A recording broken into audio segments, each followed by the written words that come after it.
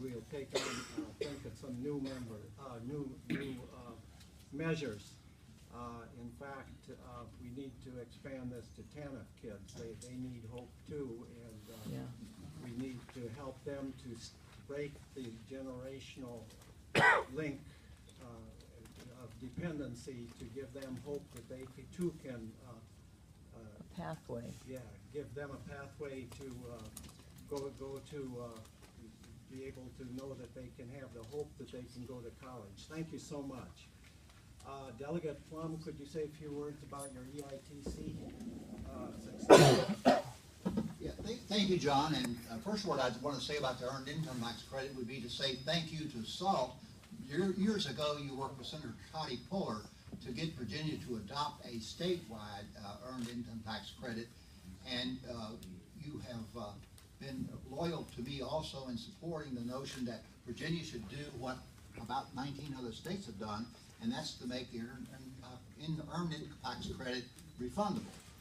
You know, the way it works is that you can, as a working poor person, if you qualify with low income, when you file your income tax on the federal system, you not only will get all the money back you paid in taxes, but you will also get additional money back as a way to try to reduce the income equality gap, if you will. You're dealing now with working people. You're not dealing with handouts. You're dealing with having people keep the money they earn, and the instance where they're not making a living wage, in fact, supplement that. Now, about 19 states have gone beyond that and adopted the Earned Income Tax Credit, but not only have they adopted the credit, but they've also made a portion of it refundable. In Virginia, we adopted, with your help, that credit, and also with your help, you've been encouraging people through a pilot program to encourage poor people to take advantage in filing the tax, to file for the EITC. That's the other important part about it, that you actually apply so that you can get that credit back. But the way it works in some states is not only do you get full credit for the tax money you've paid in, if you're low income, you can get a refundable amount above that.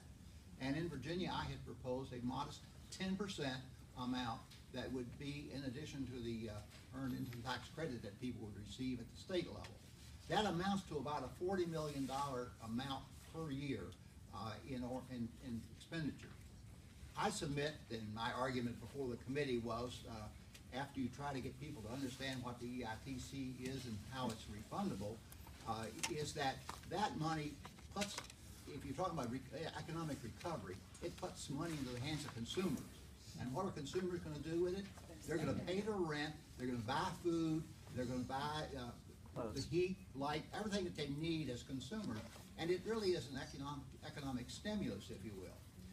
The notion then that we should use the EITC and its refundability as opposed to the minimum wage is an argument that still continues to go on.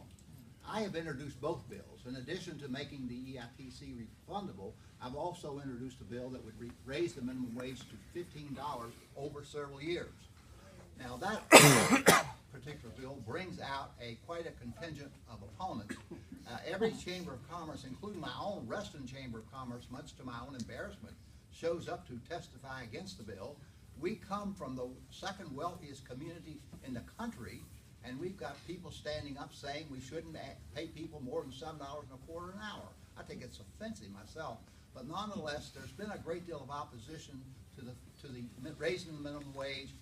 Progress is being made on that nationwide, and I hope that progress will eventually make its way to Virginia.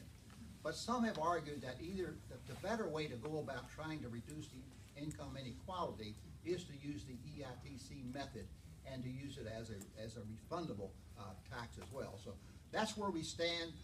Let's see, I've introduced the minimum wage bill 2 or 3 sessions now. We'll continue to work on that because, again, it's nationally it's getting to be a popular idea.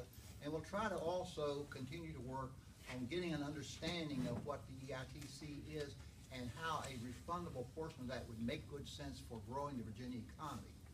You were a great help back in the early years when Toddy and others were working on this bill initially to gain that public understanding and that understanding among legislators as to what we're talking about. And your willingness to continue to do that so that we can look at adding a refundable portion of that would be most helpful. So thank you for the work that you've done on this in the past, and I look forward to working with you on the future. We didn't get it done this year, but sometimes it takes a few times, and we'll keep working on it in the future.